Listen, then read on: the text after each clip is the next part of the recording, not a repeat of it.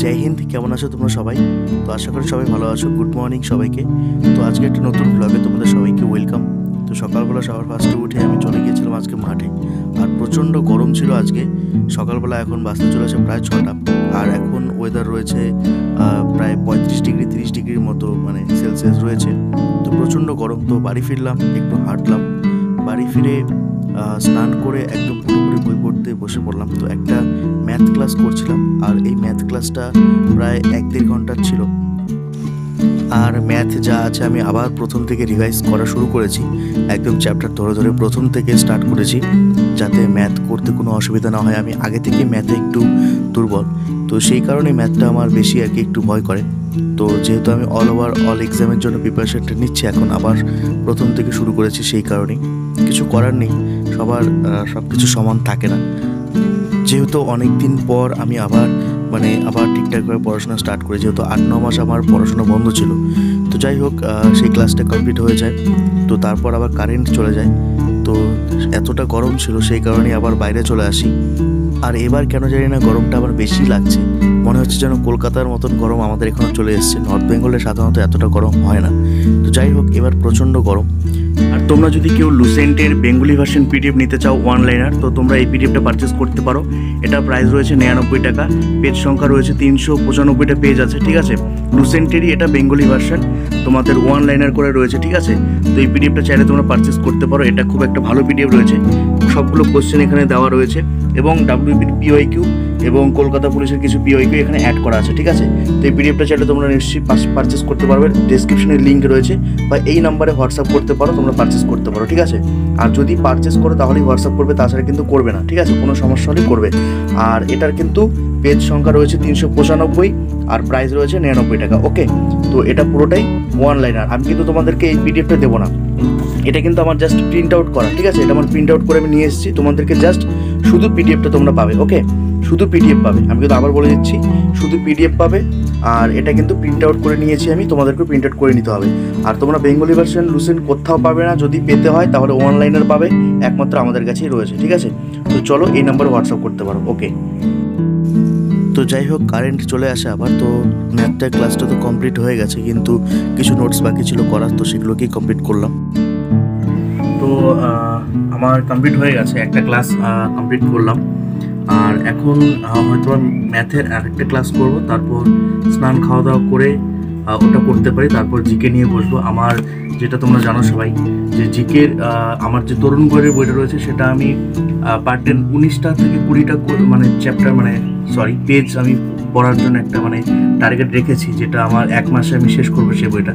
তো সেটা নিয়ে বসবো, কারণ সেটা অনেকটাই বড় একটা হিস্ট্রি নিয়ে বসেছে, যেহেতু হিস্ট্রিটা অনেক বড় সিলেবাস, তো সেটা পড়তেই অনেক সময় চলে যাবে। তো ম্যাথটা আমি দেখি কী করা যায়, যদি দুপুরবেলার পর ম্যাথটা নিয়ে বসতে পারি বা জিকেটা নিয়ে বসতে পারি, যে কোনো দুটো নিয়ে করবো, নাহলে ম্যাথটা পরে সন্ধ্যেবেলা করতে হবে। তো চলো, এখন একটু ব্রেক নিয়ে নিই মাঝখানে। তো চলো এখন একটা ব্রেক নিয়ে নিই, তারপর তোমাদের সঙ্গে আবার দেখা হচ্ছে।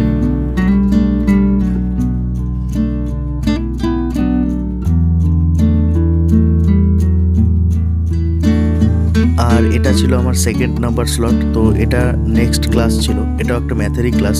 তো এটা 3 নম্বর ক্লাস ছিল। তো এটা আর কি এখন করব। এটা করার পর আমি স্নান খাওয়া দাওয়া করে একটু রেস্ট নেবো, হয়তো একটা ছোট্ট একটা ন্যাপ নিয়ে নেবো, তারপর আবার বিকাল থেকে স্টার্ট করব। আমি ম্যাথের উপর কীভাবে ফোকাসটা করছি তোমরা দেখতেই পাচ্ছ। জানি না, অনেকেই বলবে দাদা কতটা ম্যাথ কমপ্লিট করলে, তোমাকে এই কোশ্চেনটা দিয়ে দেখি করে দাও। এটা কিন্তু করো না কেউ, কারণ আমি সেরকমের ম্যাথ পারি না, ঠিক আছে। যাই হোক, মজা করলাম। তো যাই হোক, ম্যাথের উপর যতটুকু ফোকাস দেবে বেশি করে, ততটাই ভালো। কারণ আমি দেখেছি যে ম্যাথ কিন্তু একটা ভালো স্কোর করে, যেরকম রিজনিং স্কোর করে, সেরকমই ম্যাথের উপরও ফোকাস করাটা ভালো। আমি যেহেতু রিজনিংয়ে মোটামুটি এক্সপার্ট রয়েছি, এক্সপার্ট বলাটা ভুল, এক্সপার্ট বলতে কি মোটামুটি পারি, তো সেই কারণেই ম্যাথটা আমার ঠিক নেই, তো ম্যাথটা করার চেষ্টা করছি। তো যাই হোক, 6:18 বাজে। তো এখন আমার ক্লাসটা শেষ হলো ম্যাথের।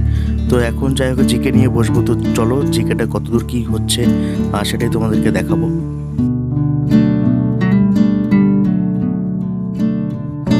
তো এখন জিকেটা নিয়ে বসলাম।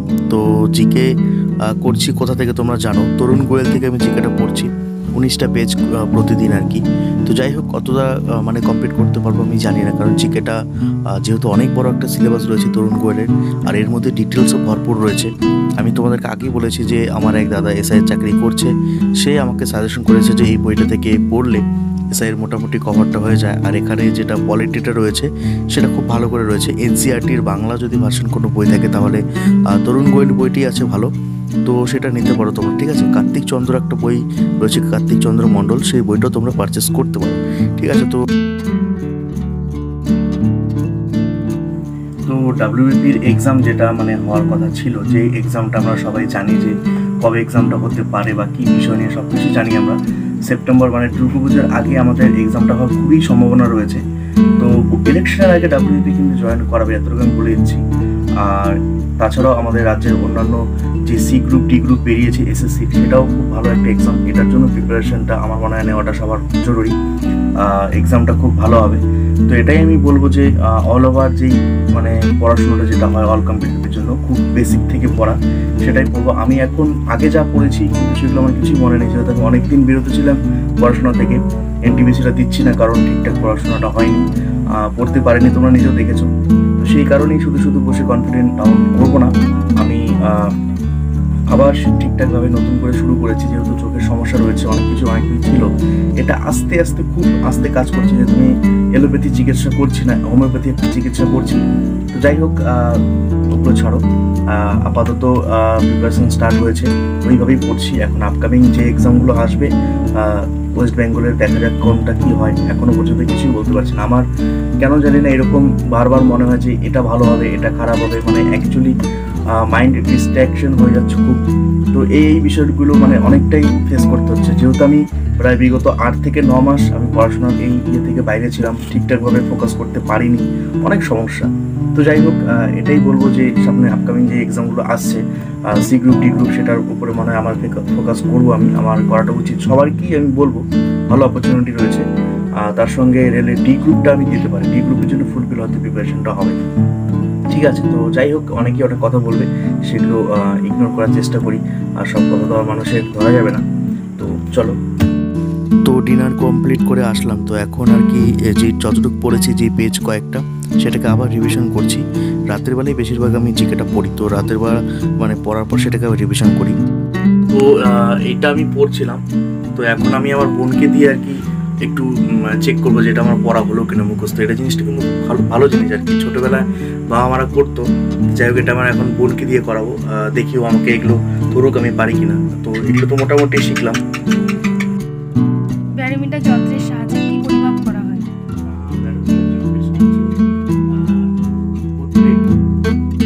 বায়ুমণ্ডলের চাপ। ব্যারোমিটার যন্ত্রের সাহায্যে কি পরিমাপ করা হয়?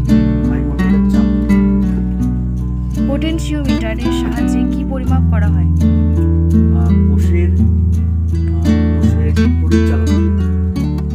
তড়িৎচালক বল। অ্যামিমিটার যন্ত্রের সাহায্যে কি পরিমাপ করা হয়?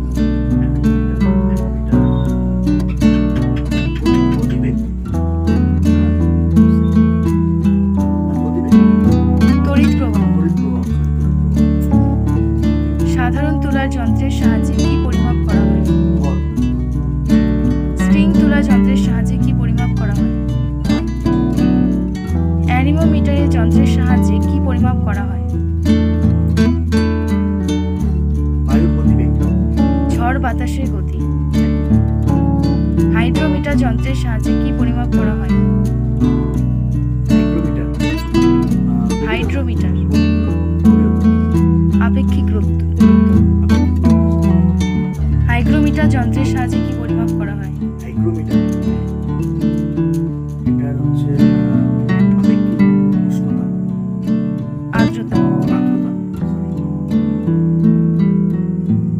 ক্যালোরিমিটার যন্ত্রের সাহায্যে কি পরিমাপ করা হয়?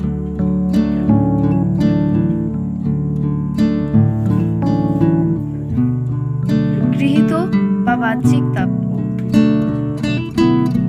থার্মোমিটারের সাহায্যে কি পরিমাপ করা হয়? তো চলো আজকের জন্য ভিডিওটা এতটুকুই রাখছি, নেক্সট ভিডিওতে দেখা হচ্ছে। তো এখন বাজতে চলেছে 10টা 43। এখন খাওয়া দাওয়া করতে হবে, আজকে ডিনারটা লেট হয়ে গেল। তো চলো খাওয়া দাওয়া করবো। ভালো থাকো, সুস্থ থাকো। নেক্সট ভিডিওতে দেখা হচ্ছে। আর শর্টস ভিডিওগুলোতে সবাই দেখো একটু, লং ভিডিও বেশি একটা আনতে পারবো না। তো চলো ভালো থাকো, সুস্থ থাকো, টাটা, বাই।